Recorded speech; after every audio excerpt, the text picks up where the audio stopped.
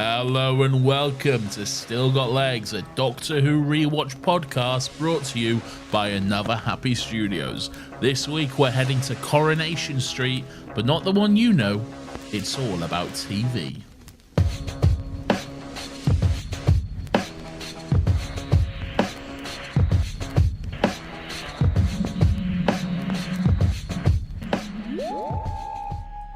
It's the Idiot's Lantern time, Nathan. The 7th episode of the 2nd season.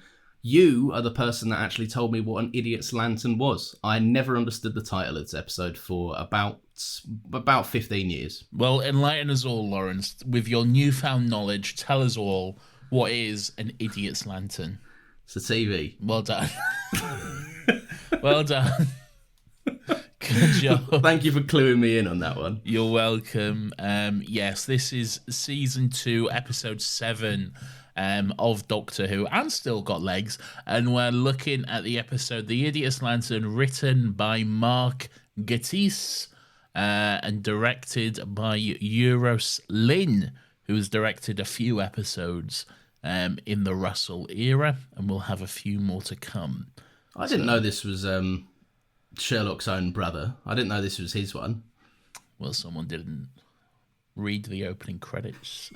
No, I didn't. I was probably just like, I've seen this a few times. I can afford not to look at this bit. I don't know if I like that attitude. I can skip this one. Why not? I don't know if you can.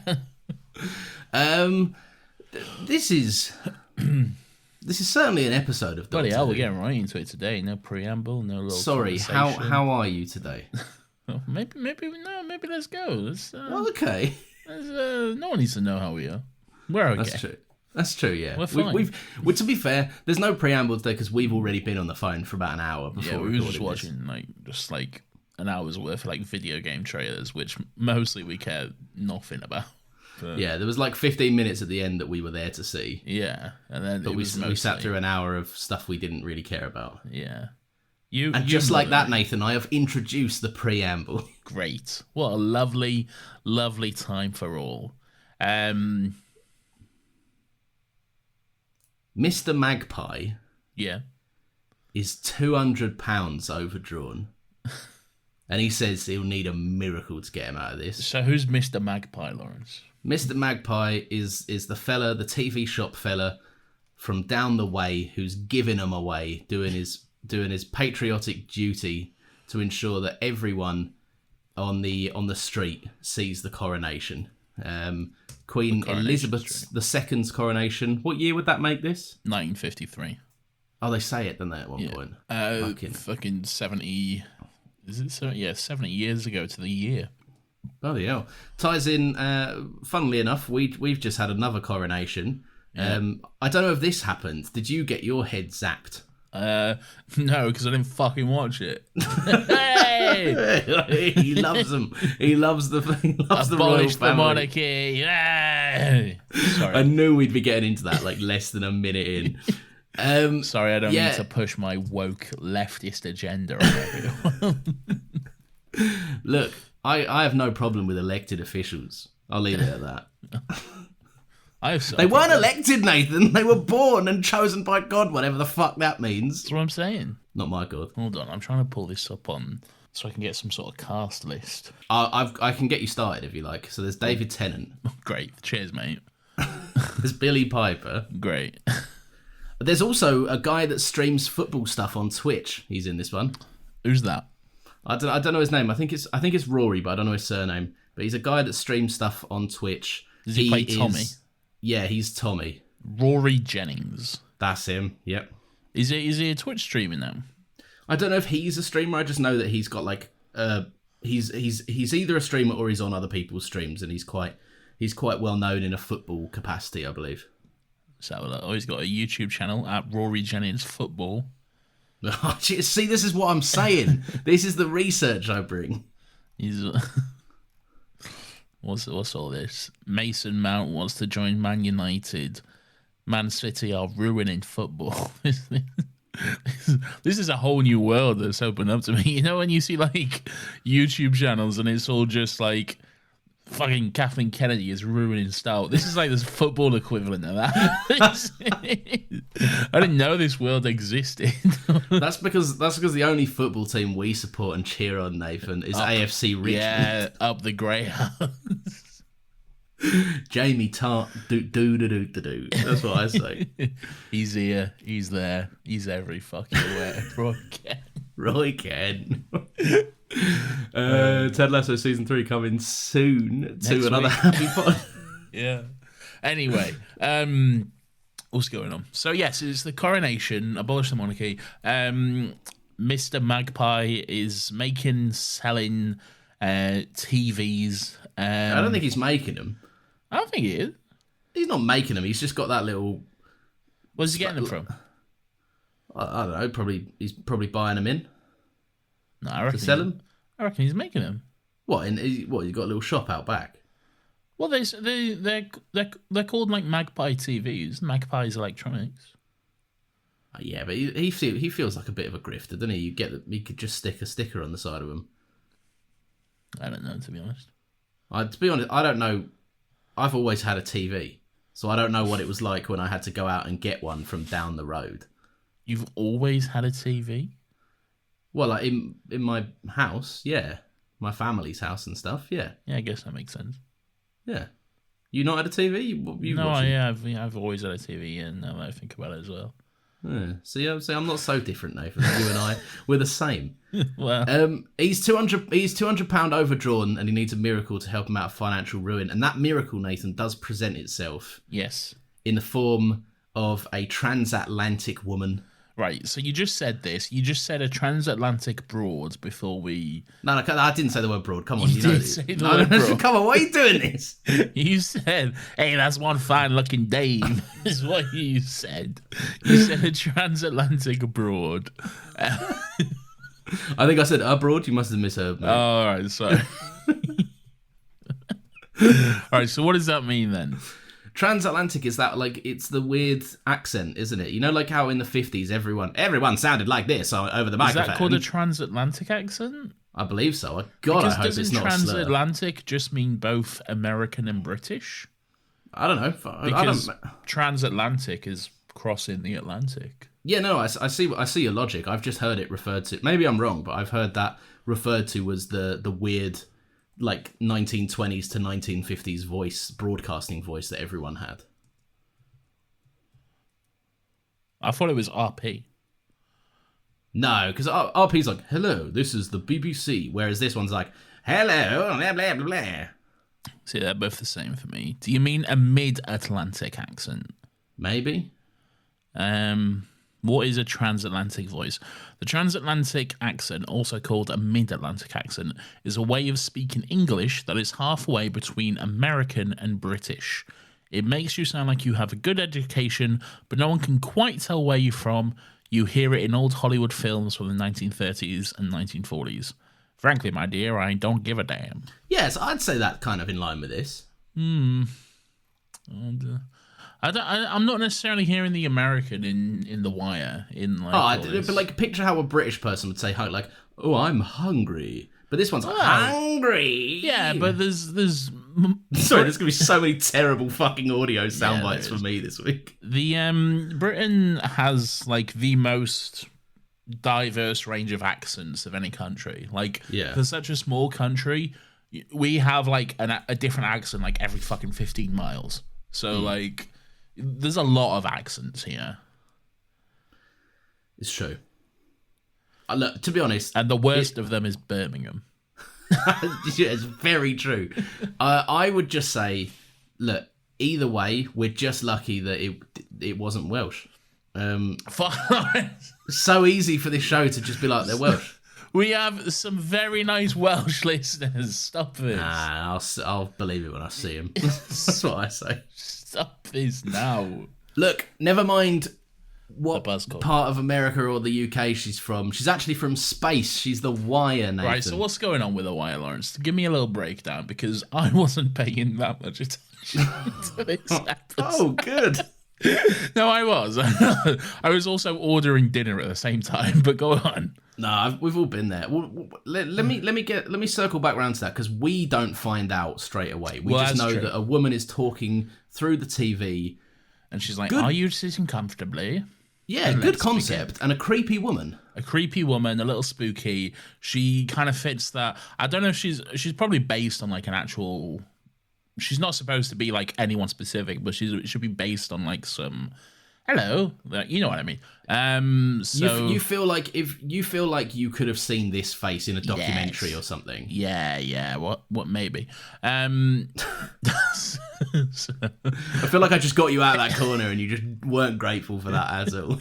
Not a documentary. I'm more like a TV show. Like, welcome to this on the BBC. Today we're going to be talking about this. Are you sitting comfortably? Then let's begin. Yeah, I think that's Doctor Who, the show you're thinking of. Sorry, I was thinking of Doctor Who. Yes, it's this episode actually. And now on the BBC, a new show from Sidney Newman and Verity Lambert. It's called Doctor Who. I can only imagine that's how it went. No, actually, how it went is breaking news from across the pond. John F. Kennedy has just been brutally assassinated. Anyway, here's a new show about a weird sci-fi man or whatever. Have fun.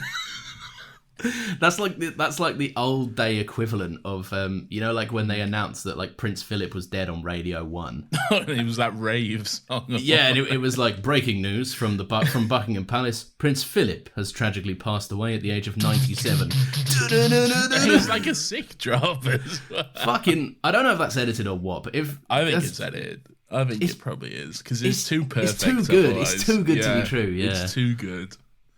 Well, listen, I'll tell you what else is too good to be true. The Doctor and Rose are dressed era appropriately. See, I like this. Right out the gate, we now that a certain obstacle has left come on, he's a human being, Nathan. I feel like the Doctor and Rose are a lot more comfortable and a lot more they're just having fun, aren't they? They're just fully having fun, getting ready. If Mickey was still date. here, he'd be like, I don't have enough hair for that. You love him because of his hair gel. I haven't got any hair gel. Come on now. Look, I just think the shackles have been removed, as it were, and they both feel a lot more free to just have fun with one another. It does seem that way. Like it's flirty out the gate. The Doctor comes out in a little moped. He's got his hair done up. His hair's slicked up. The first time we got Tennant's hair actually fucking slicked up. Yeah. I like in this Rose's weird like fucking 1950s duck ass faux hawk sort of thing. Yeah, it's strange. It looks good. Yeah, I suppose. Many eras of Tennant's hair. We're not over yet. What's your favourite? See, I think we've already spoken about it to a degree. I really like early season 2 when the sticky uppy wasn't such a staple of the character. Yeah, me too. When Rose, like when she was Cassandra, but she really got her fingers in that hair and just sort of like ruffled it up as they had a kiss. Like that was good stuff. Yeah. That was good hair. That was good hair moments. Yeah, I feel like season 3 went a bit too hard. Season 4 with Tennant, they were like, what if this man had the largest, widest sideburns you've ever seen? And hair that was just unrelenting. Yeah. And I feel like it just looked... I think the mark of good hair is if you can look at it and go, running my fingers through that would not require me to wash my hands afterwards. You see, that's what I can't help but thinking every time I look at some kind of image or trailer for the upcoming 60th special. Because, look, David Tennant is aged beautifully. He's a very handsome, very beautiful man. Okay. That hair... Look, I know it's like more screen accurate, I guess, but it just it doesn't look good to me. It doesn't. No, it looks like it's in clumps. It looks like it's taken them a long time to get it to try and sort of resemble season 4. Yeah, shave his head. That's what I shave his head. Just absolutely overcorrect in every possible way. Give him the anti-mohawk, just a big shave down the middle. There you go. Rose is into chest hair, so I reckon... What's this? They're coming out. They're talking about Elvis and Yeah. Ten, and Ten's like, you should go at this time pre-burgers and stuff. Oh yeah, she's all like white flared trousers and chest hair, isn't she? Like Yeah, like the classic traditional Elvis look. Really, she's keen on it, and I know that we have seen later on in the show, but we have seen a semi-topless Tennant. And I don't think there was a lot of chest hair going on. No. Me, on the other hand, I feel like chest hair is it's. They come here for these breakdowns, do they? Chest hair is not a skinny man's game. Like, you'll know this, but like the bigger you are, the hairier you are. Come on, let's not go there. Well, come on, we're all friends. I don't know. I don't know how I would know this. We both know this. We're all friends here. We're all friends here. Yeah. You gotta. It's the saving grace of a bigger man. Yeah, it's more burly, masculine, really. Isn't it? Yeah. And we are two very masculine, Chad alphas. We're such Chad alphas. We have a Doctor Who podcast, like all Chad alphas do. Give me your lunch money, Nathan. Not unless you give me yours first. No, but what I was going to say, they're dressed era appropriately, and I think that's really cool. I really like that, and I'm excited to see more of that.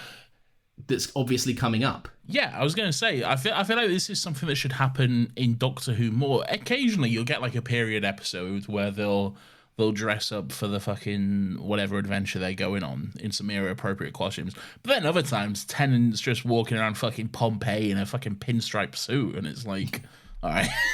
What are these fabrics? Didn't want to put in the effort, did you? All right. But yeah, by all, from what we've seen of Shitagawa's season, the new one coming up, it looks like he's got a fucking new outfit for every single episode. And he's got a new hairpiece for every episode. Every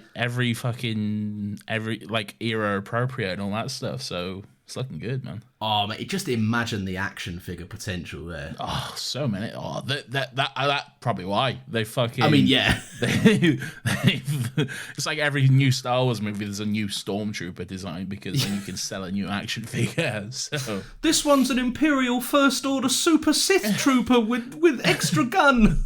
Oh, this one's like a regular Stormtrooper, but half his helmet's black. So new action figure. He's got one stripe on him. Fucking £15, please. I'm excited to see more of that. They think they have landed in New York. Yeah, and I tell you what, London in the 50s does look exactly like New York City, doesn't it? Like, just on a fucking council estate, like, with Union Jack flags and bunting all over the place. Anyone could make that mistake.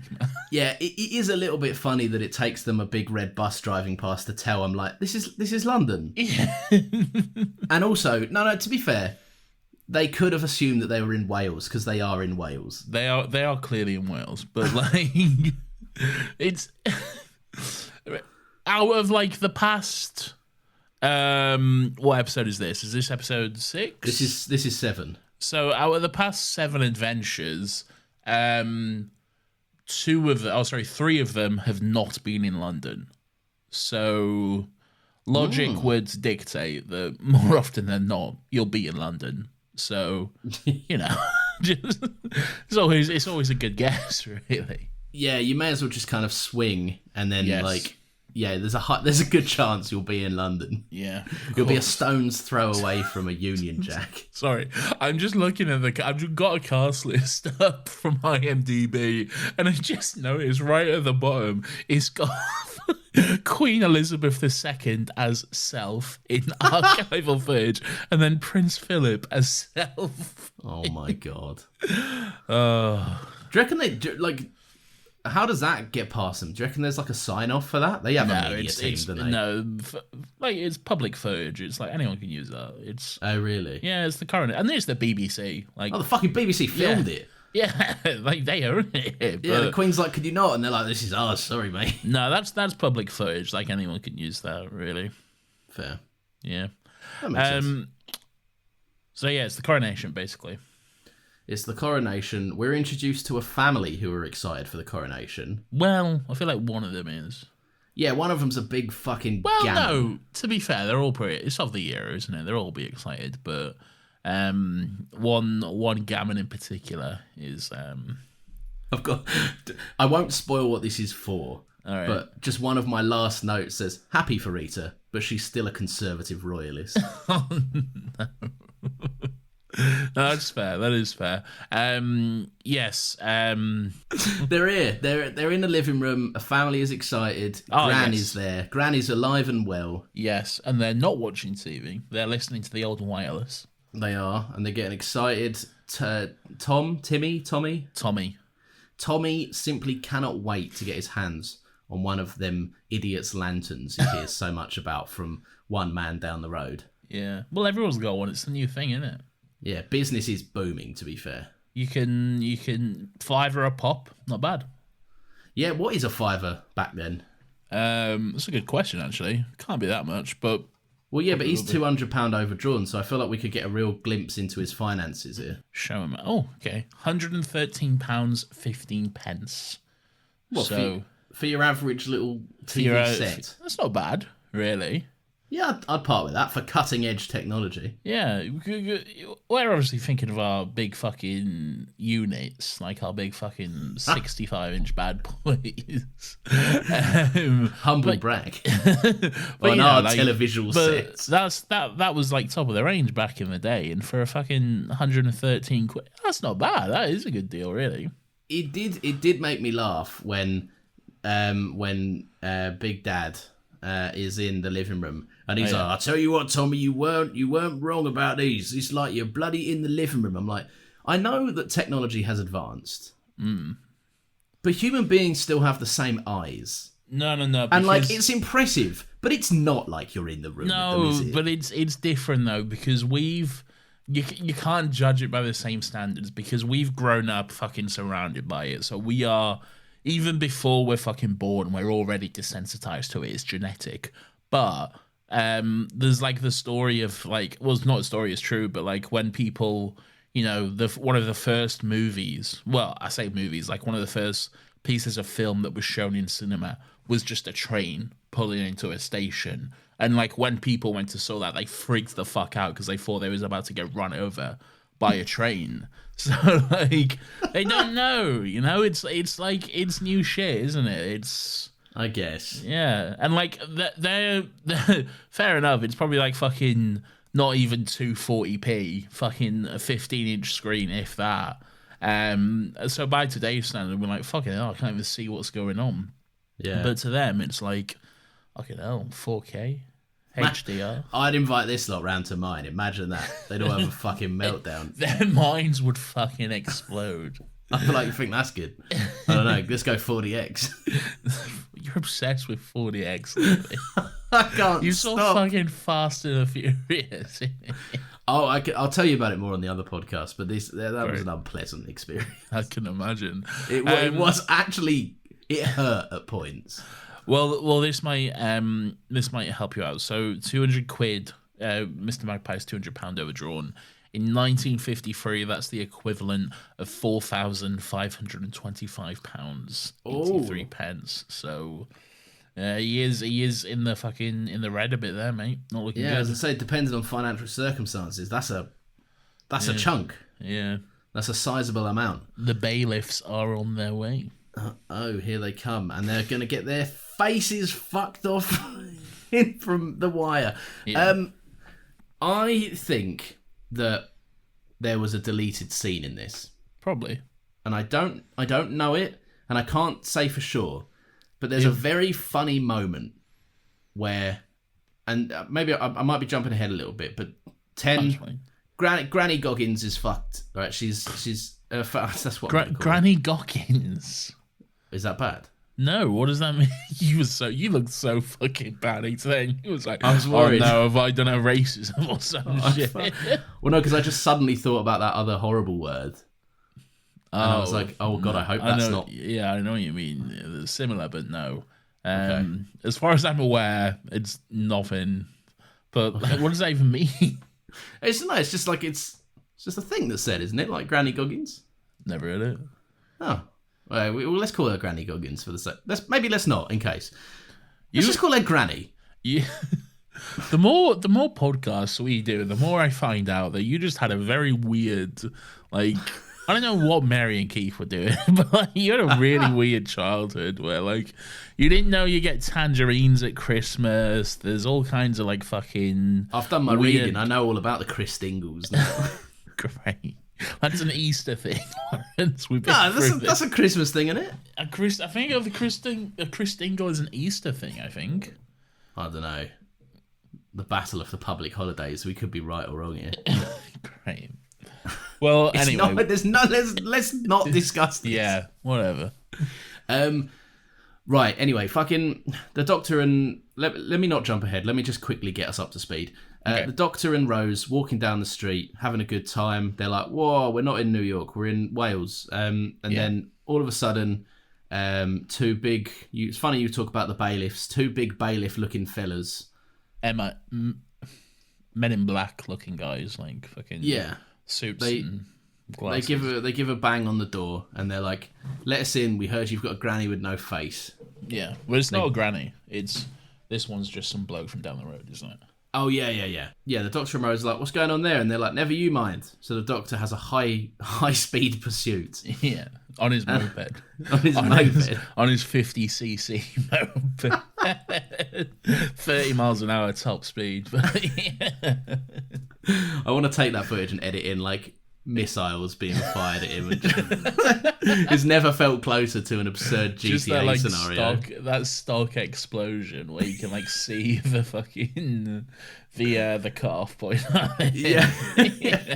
And there's like green edges from where like it's been badly done. Yeah. The Doctor has a high speed chase, but he loses them. They get stopped by Operation Market Stall.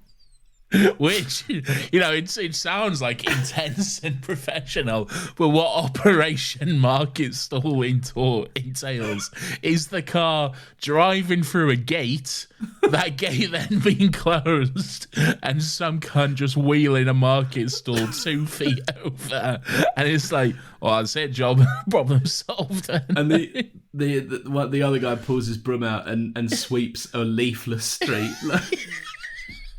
And what I like is the Doctor is like, where could they have gone? I'm like, behind the door, the massive door. What I like about it as well is Operation Market Stall is not time dependent. If it's 3 a.m, they will pull out Operation Market Stall, and that same bloke will just be there sweeping. I've said that this is a dream job. Yeah, it's great. I've genuinely got a note that says like, if me and you were around at this time. Right, sod all the I've been to war. I've got a bit of pride in my country. We're gonna get employed by a dubious fucking organisation, which I think turned out to just be the police. Don't they? It's just the police. Yeah. Also, how many high speed pursuits have they gotten into where they needed to form Operation Marketplace? I don't know.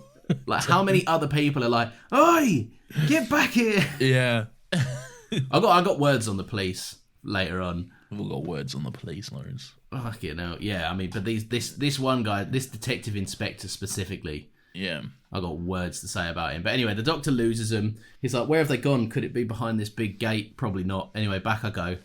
And he and Rose make their way into this house, the house with Big Gammon, Rita, and Tommy. Yes.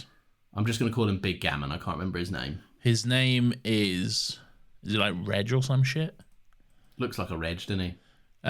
Jamie Foreman.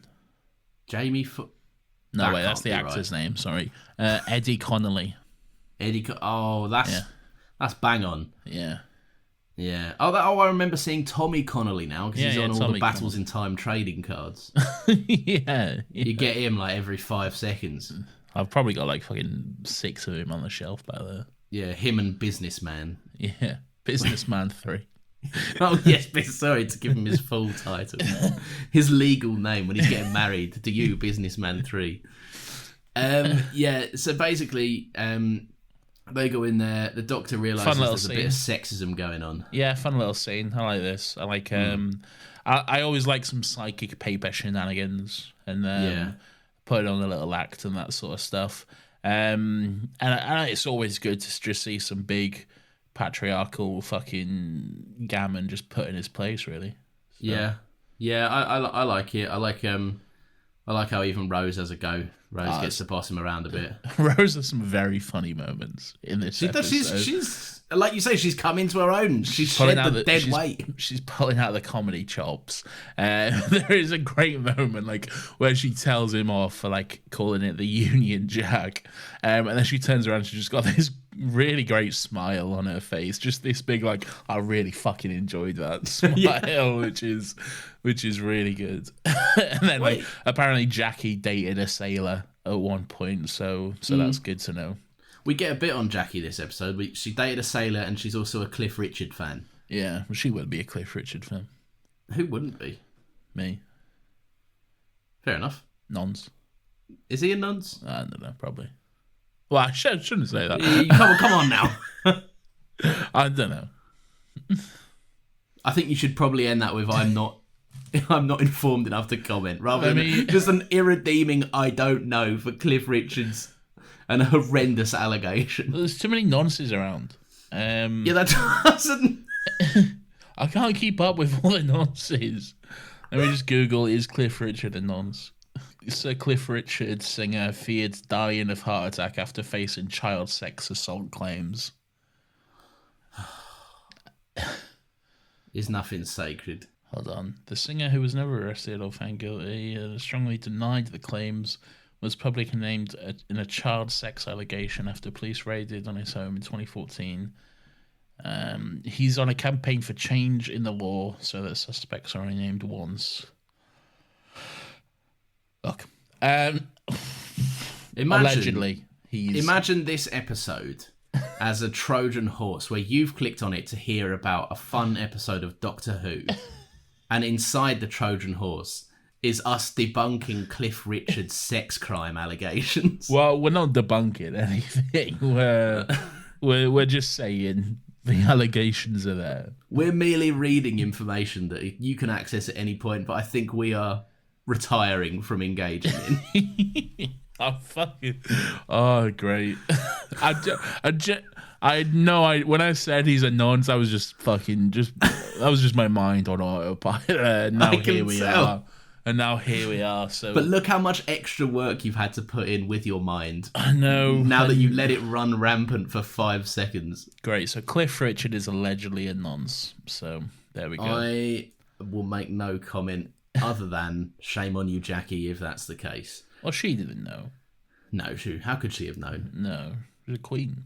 She wouldn't have supported it if she'd known. The only queen I support is Jackie Tyler. Yeah. Anyway, Granny wants some food.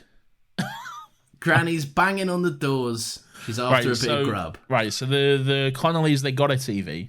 Yep. They got themselves an idiot's lantern, and now Granny's face is gone. Yep. So they shoved her up to the room. The dad probably said, get her out my sight, put her upstairs or something. And she's just banging her, I imagine it's a cane or something, a walking stick, on the floor because she's hungry, much like the Wire, but she can't eat because she's got no mouth. She has got no mouth. That is awful. That's kind of... I feel like that's brushed over, really. Yeah, is she hungry? I'm like, what would we do if she is? These people, they must have a few that you can survive for I don't think you can survive long without water at all. Like food, a little bit, but water especially. I think 48 hours you're pushing it. Yeah. So these bodies must be going pretty quick, man. Yeah, they got a whole just fucking a big detective inspector pile of bodies. Yeah, they got a whole lockup of them in the fucking police place or whatever. Police place in the fucking the Needle police place. Yeah. What do you call it? What's the prison? No, jail. It's not a prison. Say where cells where the police work. The police station. Yeah, that's it. They're not in the police station. They're just in a little. Is it not a police station? No, they're behind. They're in a little cell, like a lockup makeshift thing behind Operation Marketplace. Yeah, fair. We're getting way too bogged down in the nitty gritty of this. Well, someone's got to. I need to stand that's us. Yeah. But yeah, she's banging her cane on. She wants a bit of grub. Tommy's like, how can she even eat, mum? And destroys Rita with facts and logic. No, he goes upstairs. He goes upstairs to see what's going on. He's like, hi, Gran, it's me. It's Tommy. And what I quite enjoy about this is Big Gammon comes upstairs. Yeah. And he's like, I fought in a war. Blah, blah, blah, blah, blah. You listen to me, young man. Don't think this is the end of this. And then a cut happens. And they're both just downstairs in the living room. And he's like, and another thing. And it's like, he immediately wasn't done with it. Like, I like the idea that they've gone down. He's gone, oh, don't think this is the end of this, Tommy. Giving him a clip round the ear. They've walked down the stairs in silence to resume their argument in the living room. Well, he seems like a man who's always shouting, isn't he? He loves the sound of his own voice. He loves, like, you know, his word is law and he loves laying it down. So, like, he seems like the kind of fucking knobhead who'd always just be shouting, like... Throwing his weight around the whole house. Yeah, he's the kind of guy who he can't let anything go. Like, you have the discussion, like, all right, fine, yeah, whatever, just to fucking get out of it, and then you'll be sat down for, like, 10 minutes, and he'll just be sat there, seething, just stewing in his own fucking rage, and then he'll be like, another thing, oh, fuck it, like, you know. While I'm at it, we weren't at it, but thank you. Yeah. I'm just picturing him boiling over like an old kettle. Yeah, probably. He's not the only shouty man in this. David Tennant debuts a bit of a yell that became a bit synonymous with 10. We've had some 10 yells already, haven't we? Not to this hammy degree. This was a bit, this was stepping it up a bit. I gotta be honest, I think David Tennant is phenomenal. He is my favourite Doctor, as we've already discussed. Baby. I hate it when he leans into this side of 10. Really? I'm just not a fan. Like, no one on the history of the planet has ever, like, gone, and I'm not Oh, listening. I liked what's that. the breathing for there? Oh, I liked it. I thought it was good. I don't know. I'm not like...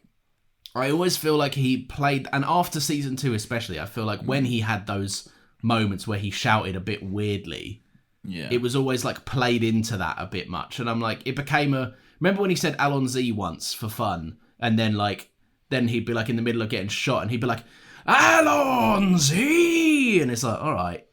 No. I don't know. I'm not a big catchphrase person. And I feel like this shouting is a bit of a trait of his. It's not a catchphrase, but... No, but like, I'm not a big fan of like, oh, that's the Tennant thing. That's the 10th Doctor thing that happens.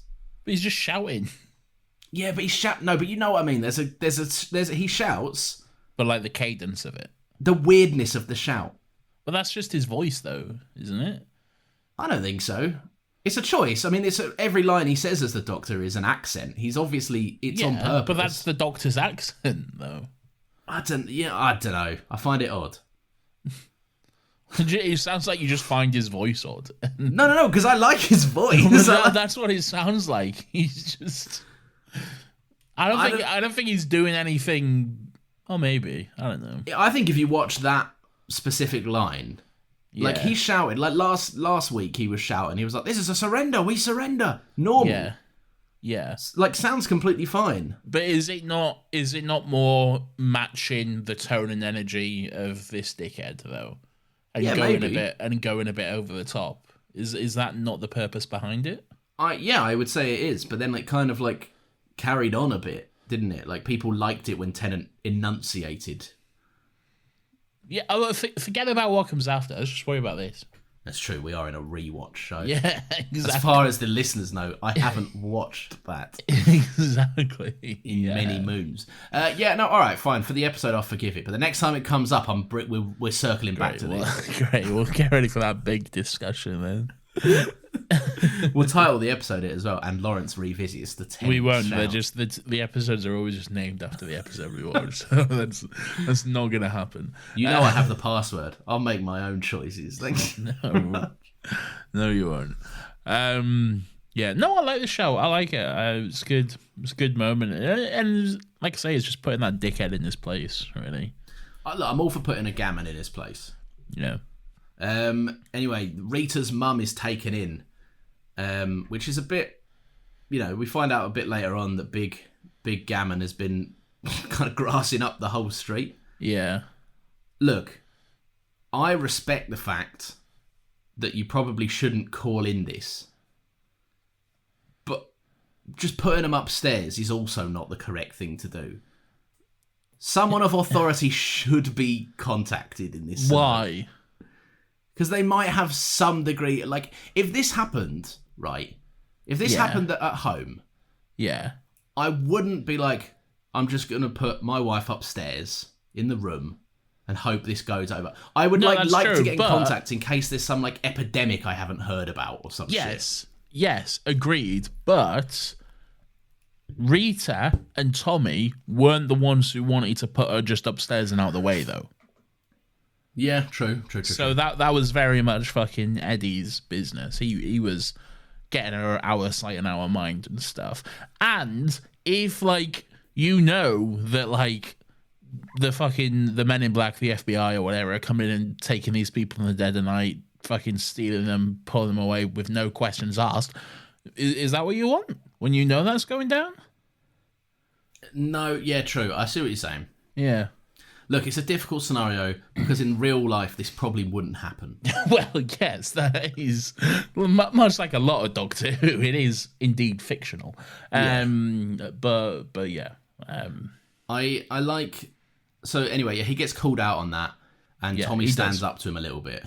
And he again just showing his colours is just an awful person. There's that moment where he's just like, "They're filthy," and he just sounds like just a big fucking fascist. And even Tommy is like, "You fought against fascism, and now here you are, just becoming exactly what you stood up to." And I don't know, I like that a lot. I'm not a fan of Mark Gatiss, okay? I think some of his written episodes are some of the weakest, really. I'm not necessarily a fan of his writing. I think this is kind of good. What other ones has he done? He did the Gelf one. That sucked. Yeah, that was bad. Yeah. What else has he done? Let me pull up my do you want to give your thoughts and I'll have a look? Well, I've got it, yeah. Oh, okay. The next one coming up that he hasn't got one for a while actually, but the next one is Victory of the Daleks. The season 5 episode. Yeah. I like parts of that episode. Yeah, other parts not so much. Yeah, pretend really hard that you're not a bomb. No, save it for like 3 years or whatever. I'm not a bomb, I'm a Scottish man. Lawrence, spoilers. I'm cutting that out. There's no previews. I'm good. We've got to save that gold. What was I saying? You like that he gives it back. Tommy gives it back to him. You don't like Mark Gatiss. So I like this bit of writing here from Mark Gatiss because I do feel like it's still happening. Like you have a lot of people you have a whole generation whose whole thing were like, oh, we stood up to the Nazis. We like fought not fucking fascism and pushed them out and said, no, this is not happening. And we saw these people were in need and we gave them help and we took in children and refugees and all that sort of stuff. And then only for over time, and not all of them, this is just very broadly speaking, but, that generation to them turn into very much flag shaggers, essentially, and just being like fucking no, and just fucking loving. They don't call it fascism, but that's what it is. Oh, yeah, it's fucking polite pseudo-living room fascism, isn't it? Yeah. We're not going to take up arms, but, like if we had to, we would. A big push at the moment with the current Home Secretary in government is this whole fucking stop the boats rhetoric, which is eaten up by all these fucking flag shaggers, and it's just it fucking boils my blood, but that's a whole other discussion. We should get the Home Secretary on as a guest so that the second she starts talking, I can ban her from the Discord server and then tell everyone how much she sucks because We she haven't used a Discord sucks. server in about a year for this podcast, but yeah, fucking not fans of Suella Braverman on this podcast. No. Anyway, To reiterate, because she sucks. because she sucks. Yeah. Anyway, I'll tell you what I'm not a big fan of. What? I'm not a big fan of the detective inspector Yeah, standing there, yeah. giving a nod, going, "Yeah, you are a fascist, mate. You're a wrong un, calling in all these people. Right? Yeah. You're betraying your friends." In fact, he was calling you, bro. Yeah, You were on the other end of the phone. yeah, you were the muscle man. You were the one fucking making all this happen. You make no mistake. You're worse. This guy sucks, but you're way worse than him. I also thought that guy was just probably not the best actor that I've seen in Doctor Who. There was Look. yeah, there was some very just. It's probably about what you'd expect from Doctor Who, but there was just some funny moments, really. I see. I think that's discrediting the extras. We've had some phenomenal oneers in this, right? Some good one and dones. Shout them out. We've had Linda with a Y. Linda with a Y was great. She was good. What other ones we've had? I know she's not technically a oneer, but we've had Novice Haim. Novice Haim, yeah, She's a great. banger. Cassandra, banger. Yeah. You don't think so? No, I do. Came, saw, conquered, did what she needed to do. Yeah. Chip. Chip, good one. Yeah. See, there's a lot of. I think the crime of this character is that he's just got absolutely fucking nada to do, Yeah. and Yeah. he literally, besides him being like, "This is where we keep the people," and then going, "Doctor, look at this thing on the TV that you're a meter away from and could easily just see." Like, they needed to give him a line. Yeah. Basically, someone in the room needed to be there for the Doctor to talk to someone. Yeah. That's So true. they wrote Detective Inspector Boring. That's true. Here's something that's this is Nathan Nitpicks a Thing. Welcome back. It's back, everyone's favourite segment. Yeah. Apart from Weirdo of the Week, obviously. So the footage from the coronation is out of order. Is it? Yeah. So the footage from the coronation, they have like when they're first watching the coronation, they can see like the Queen in the carriage, waving to the crowds as she goes by, and then there's shots in Westminster Abbey where they're doing the ceremony, and then they're at Buckingham Palace. The way the official order goes is that you don't necessarily, I don't believe you see the Queen arrive at Westminster Abbey. They're just like there. The ceremony is performed, and then the carriage goes from the Abbey to Buckingham Palace, and then they're there. So out of order. Oh. So there we go. You royalist, you. Incorrect. I am no royalist. I am a Republican, sir. I had a note. Can't find it now, but I had a note that was along the lines of, I just appreciate like only showing us those little bits, because famously these things go on for like 6 hours and they're the most boring fucking thing. Yeah. It's just watching a load of victims sing in a choir. Did you watch the coronation? No. Charles's coronation? Nah, I was at look. I'll hold my hands up. I'll be honest. I was at a street party because I like a little street party. All right, and were there some flags out? Yeah, there were some flags out. And you was wearing your Union Jack shirt. Yeah, and my Charles mask, and I had my flag. Yeah. Naturally, no, I didn't. I didn't do any. No, we didn't. No, I don't think anyone there watched it. I think we actually showed up after it had been on. That's because I was watching it in a cupboard on your phone. in hopes that no one would see my true burning passion for the royals. Telling your wife to be quiet while you're watching the coronation. Shush, they're putting the crown on. They're putting the crown on. I'm missing it. Lawrence, why can I hear you singing hymns in the toilet? They never sing any good hymns as well. It's always like fucking, I don't know, I can't think of one, but like some fucking shit hymn. Where is fucking Lord of the Dance?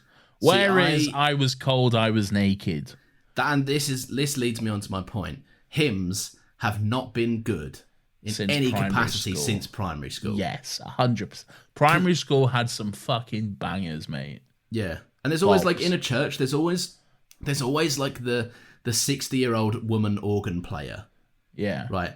And the priest can't sing, but he's got the microphone on and he's like, I'm a priest and I can't sing. Like, he's at least, he's doing what he needs to do. He's setting the pace for everyone else. Yeah. His job is to be loud enough so that the people that don't want to sing are drowned out by this booming voice. Yeah.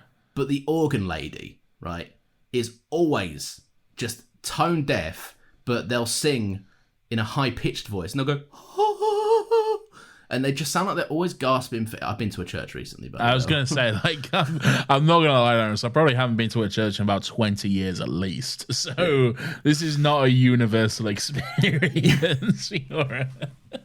No, I know. It just, yeah, it's strange. I'll stop going on about it now. All right, great. Well, Lawrence has been to church and he had a great time, it sounds like. Yes, I love church. Let's talk a bit about the Wire herself. She's hungry. She's right. What's going on? Explain it to me. Right. So the Wire is an alien life form. Yeah, got that. And this is explained in about 4 lines. There's not a lot to it. All right. The Wire is an alien life form, and at the very beginning you see like the red electricity zap Mr. Magpie's store. Yeah. That's her arriving. She's been beamed down from space. I don't know what form the Wire's people take. Probably not a woman from the 1950s on TV. No. She's taking the form of someone that was on the screen or was being broadcast at the time. Yeah. Imagine if like someone else was on and she just like, I don't know, took the form of like Countdown or some shit. Sex Cetera was on. Yeah, in 1953, Sex Cetera, the semi-pornographic news show from the early 2000s. Every boy's secondary school sleepover treat. Horrendous. But you say this, and you don't disagree. It'd always be like, oh, we're in Amsterdam and here's a guy who paints with his dick or whatever. Very strange. But yeah, so she gets zapped down, and even her own people. I assume she was so hungry that even her own people wanted to execute her because she just gorged and she couldn't stop consuming energy. So she's a hungry girl. Yeah, she escaped in electrical currents. I don't know, like, what her form is, but or why if this is what she does. But she escaped in electrical currents, and she went, "I'm in a TV now." And at one point, she gets zapped onto his pseudo 1950s Nintendo Switch as well. It's portable TV. Yeah, that's all you need to know, I guess. That's fine. Yeah, I'll say this now. Absolutely, maybe it's just the casting, but phenomenal concept. Love this concept. Yeah. Imagine, and this is my official pitch for the next season. Yeah. Imagine an episode where the Wire comes back in modern day London. What, for Charles's coronation? Or just anything, really? Or just anything. Just comes back because she can jump from phone to fucking anything. Ooh, that's quite good. I think they did something not too different at one point. But yeah, a more modern take on this would be quite interesting, actually. Yeah. Maybe if that actress was still interested, it'd be dope to like have her like voice integrated into like a new performer or something. Or maybe just get her back. Yeah, well, trouble with Doctor Who being such a long time ago, Nathan, you just don't know anymore. What if they're a Cliff Richard, shall we say? No, that, and also if they're even still drawing Ye Old Breath. Oh, okay, yeah. I don't know why I'm being awkward about it. She might be dead, I don't know. She wasn't that old. No, they old ladied her up a bit as well, didn't they? Yeah. I think she should probably be around. I could easily check, but I can't be bothered. Well, she's probably around. And if not, rest in peace. Oh, Rose gets kidnapped. Rose has got no face. Oh, yeah, Rose has got no face. That's all fine, I guess. She kind of like got... Maybe Billie Piper was doing something, but they kind of just like... She kind of just like pieced out of the episode for a bit, didn't she? She literally pieced out the house at one point. I love the moment where like the fucking whatever his name is, the fucking gammon guy, he is just shouting at her again. I can't remember what she says, but she has a moment where she just yells at him and then just like ducks out of frame and runs off, and it's fucking hilarious. She does the famous Edgar Wright comedy dip out of frame. Yeah, she does the grin and then she goes, "Oh," and then off she goes. It was so good. And the way she does it, you can only imagine that she just dipped and then sprinted out of the house. Like, it was so funny.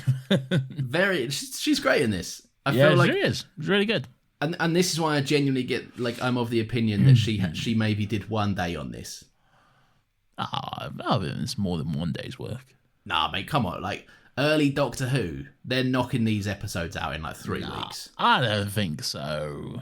Do you not? This episode wouldn't have taken. It's got like 3 fucking settings. Yeah, I still don't think it, but it's not necessarily that. It's the way fucking filming stuff works. It's not necessarily how long. It's the in-between shit that's just fucking hours and hours of... Oh, I suppose the tech's harder to set up and shit back then, yeah. Yeah. True. The Doctor climbs a thing. Yeah, he climbs a thing. He gets electrocuted. He's saved by his Converse, I guess. And he's like, I love plimsolls. Yeah, he loves his rubber soles.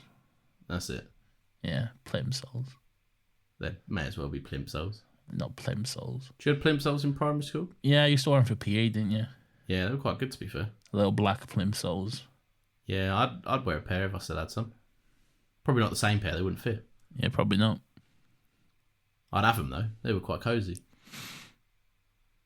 Great. Look, I run out of steam. The episode just kind of ends, to be honest. Yeah, it does, to be honest. Look, there's a coronation, everyone's happy, God save the Queen, all that bullshit. Rita dumps her abuser. Yeah, she does. Stan that. Oh, it is something. Okay, and I think this is, again, like, I gave Margaius a little bit of praise, but then in the end he fucked it. Because we're about to have the same debate I wanted to raise with you. Oh, what, the fucking go to your dad, Jamie, all this shit. Yeah, I don't like it, man. It just seems very like you're making a point about standing up to these cunts and saying no to this attitude, and then it was just no, but be nice though. He is your dad. It just seemed like a very centrist, like, oh, it's bad on both sides sort of shit. It hit me the wrong way. I didn't like it. It comes across as like, his heart's in the right place. He means well. Yeah, so no, he doesn't. He abuses his mum. Yeah, he's an awful fucking bloke, man. Yeah, he's a sexist fucking, quite literal could-be murderer. Yeah, of his own mother-in-law. Like, he sucks all round. Not a nice person at all. And then just to be like, nah, go on, he's your dad. Like, all right, that makes it okay. If I was the Dr. Rose, I would have been like, your dad's going, he's off, right? He's taking his briefcase with him, whatever. Yeah. Right? All of his stuff's in one suitcase. It's a comically small suitcase for an entire man who has lived in that house for years. Yeah. Maybe go and show a bit of solidarity for your mum, who's just made an enormous fucking impactful decision. Like, maybe go and hold her suitcase. Give her a hug. Yeah. Yeah, strange and odd. Didn't like it. Rubbed me the wrong way. Just felt a bit odd. Yeah, me neither. Fuck you, my guys. Anyway, go to your mind palace and think on your sins. Yeah. Does he have a mind palace? Probably. Oh, do you mean in Sherlock? Yeah, like does Sherlock's brother have a mind palace? No, everyone's got a mind palace, but I don't know if Mycroft does. I've got one. It's just me dribbling. It's just me not understanding what's going on. Great. Do you remember when that show was like, it used to be about like semi-solvable things, and then it was Sherlock has super autism that will help him save the day. It really did, yeah. And then there's also his sister, who's even more super autistic.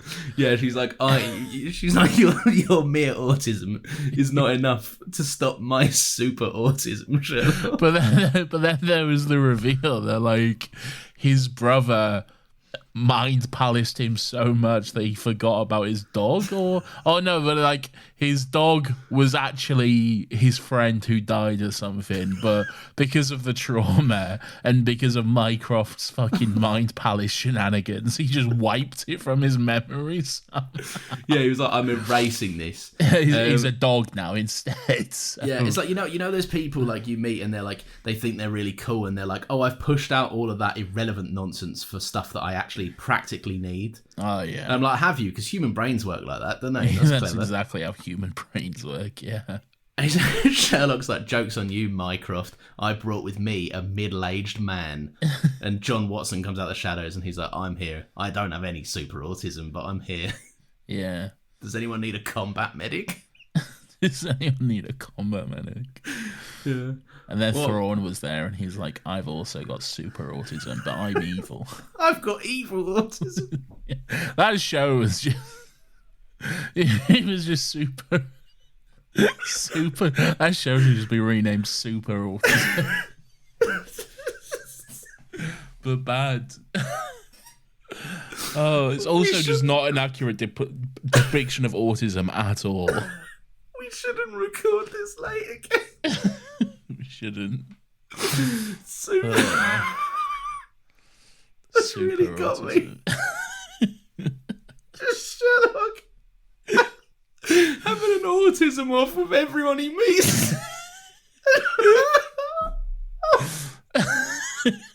Autism off. So my autism is stronger than yours. Oh my god. Oh. Horrendous.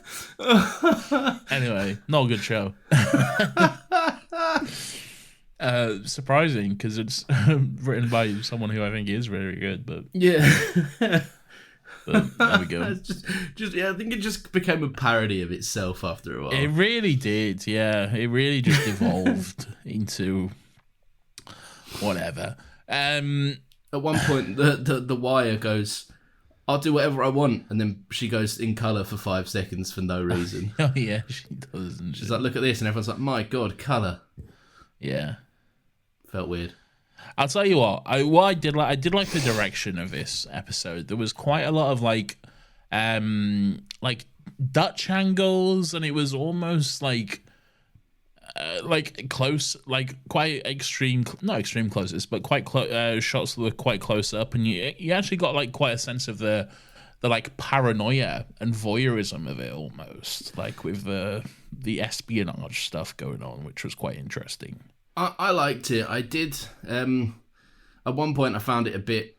I don't believe that you should like adhere to like strict rules. But there's like that 180 rule where like you don't cross the line, otherwise coverage feels weird when you film a scene. No, what's this? Explain it. I don't know it to like a degree. You kind of just feel it. And maybe editing, I feel it.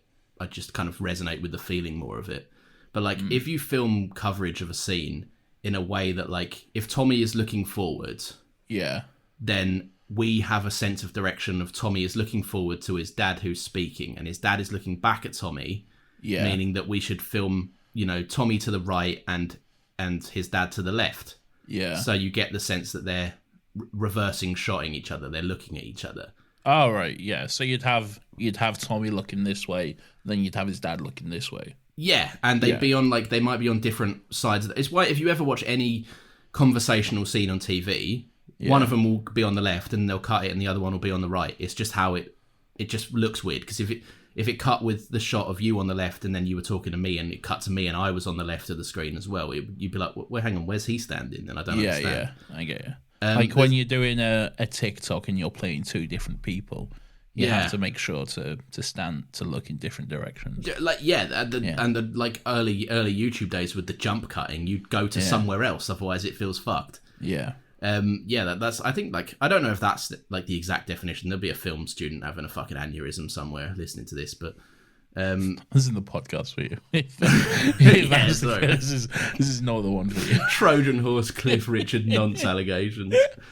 And Sherlock's autism fights. But yeah, I don't know whether to cut all that or not, but I think it's all right. I think it's fine. Everyone's laughing about it with the Good Doctor stuff. What's going on with that? I've never just seen took the over show. everything this week. I've just seen so many like Dr. Han reaction, and it's just I don't even know who he is. He's just a really handsome doctor. Does he have like super autism or something? I don't know if he does. I don't know anything about that show other than it just looks wild. Yeah. Great. But yeah. So anyway, I found the angles. There's one scene in the living room where the camera is just wherever the fuck there was a spare bit of space. I enjoy that. I found it odd. I found it a bit too much. I like it in every other scene in the episode, but in that living room, maybe it's just a small set. I just felt a bit like, fuck it, why the fuck am I over here now? Yeah, maybe. No, I didn't mind it. Yeah, all in all, good stuff. Yeah. To be honest, no, I don't actually mean that. All in all, just a aggressively average episode of Doctor Who. Yeah. I think highlights for me, Ten and Rose dynamic. Great comedy from Rose. I think there should be one cut to Mickey and Jake just on the long haul drive to Paris, and we never see him again. Just like the Doctor and Rose flirting, it cuts to Mickey like, "Are you going to have that chip?" And Jake's like, "Why, aye, man? I'm going to have that chip in a minute." Just eating like a shit sandwich outside a garage or whatever. Yeah, that'd be good. Anyway, Weirdo of the Week.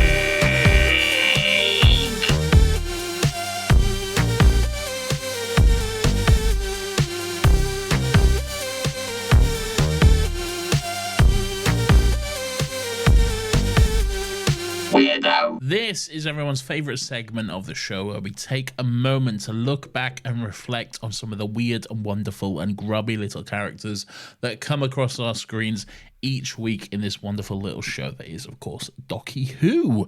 Lawrence, who is your weirdo for this week? I'm going to speed run my weirdo this week. All right. Because it's just not great, to be honest. I used both of my weirdos in the thing. My original choices were going to be the Operation Marketplace weirdos, and then the Detective Inspector weirdo. But I just made those points and then went, oh, fucked it then. In Prisoner of Azkaban, don't know who wrote that book. Probably someone homeless and decrepit and gross. Yeah, probably. Where that auntie comes over and she's just a real weird auntie that's just so abusive. And odd. Yeah, she's not the same woman, but that character's in this. Same vibe, yeah. Yeah, she just comes in and she's like, you love your mum, you're gay. Punch him in the fucking face. Yeah, you're gay. You should be punched in the face for loving your mum. You're gay and you deserve to be fucking beaten for that. Yeah, so she's like, you should smack that out of him. Go away. Yeah. Get out of my house. Oh, great. And when Rita comes back in, she's like, everything all right out there? I'll be like, you can fuck off and all, actually. Yeah, isn't that like her brother? Yeah, I think so. Guess. Because they say he calls her the aunt and doesn't seem like it's fucking Rita's sister. So... Yeah. But where's my mum and why has she got no face? Yeah. Well, yeah, actually, they even say that she clearly isn't because they even say to her, like... how's your mum? Yeah. So, so clearly it's fucking Thingy's sister. Yeah, they should both be kicked out of the house and they go off and have a spin-off show. No, I don't know about that, but... Called Fascism. That'll do well. Yeah, that's my weirdo of the week. She's just an oddball. Great. I don't know. Come on, you got to phone one in at least. I phoned that one in. You can't... We're running straight on a streak here. We can't be losing it. My weirdo of the week is, of course, the... My weirdo of the week is the conversation we had about Sherlock and his super autism. What about Cliff Richard? No, I can't. No, Lawrence, my weirdo of the week is Mr. Magpie because he's just a bit weird, isn't he? Yeah, fuck him. He's weird. Yeah, he's weird. We can't have winners every week. Look, it's true. He was in Andor for like 2 minutes. Oh, was he? Yeah. Who was he? He was that guy. Yeah, he was that guy. Like when Luthen was going to, I can't remember the name of the planet. Was it Not Narcos. When he spoke to like 3 Doctor Who alum in one scene or something. Yeah, he did. Yeah, he went through the cast of Doctor Who. He was the guy on the train who just like kept talking, but didn't really seem to have any purpose. Yeah, that makes sense. Yeah. Anyway, 10 out of 10. Good stuff. Right. So that's my weirdo. Whatever I said. Yeah, I like that. I'm sure I said something. Sherlock. No. Right, I'll speed run this. We got another podcast, another Happy Pod, comes out Friday 10 a.m. Listen to it. Review us 5 stars. Please follow us social media at another Happy Pod at Still Got Legs Pod.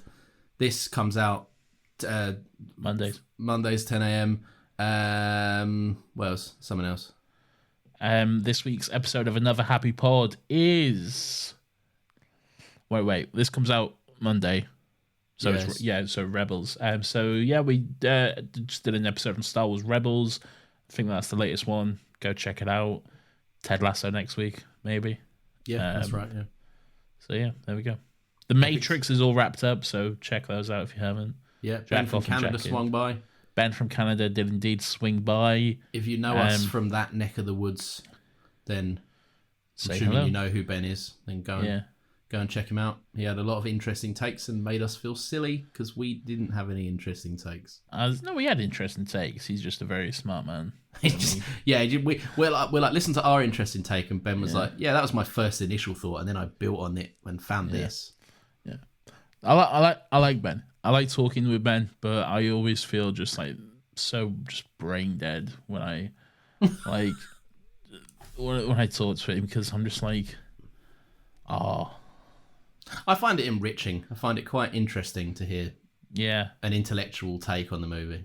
He is very intellectual, very intelligent man, very beautiful man. Very nice. Who would win in an intellectual fight between him and Sherlock? No, we're not doing this. Right, that's it. That's the show. How has this been going for an hour and 15 minutes? What the fuck, man? Yeah. Look, Doctor Who, we love it. We'll see you next week. Say hi to whoever you want and just have a good time. And I love you. Oh, it's still going. Okay, bye.